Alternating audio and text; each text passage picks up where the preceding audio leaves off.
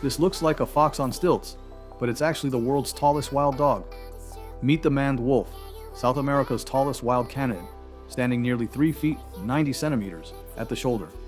Those unbelievably long legs help it see over tall grass while hunting. But here's the twist. It isn't a wolf or a fox. It belongs to its own unique species.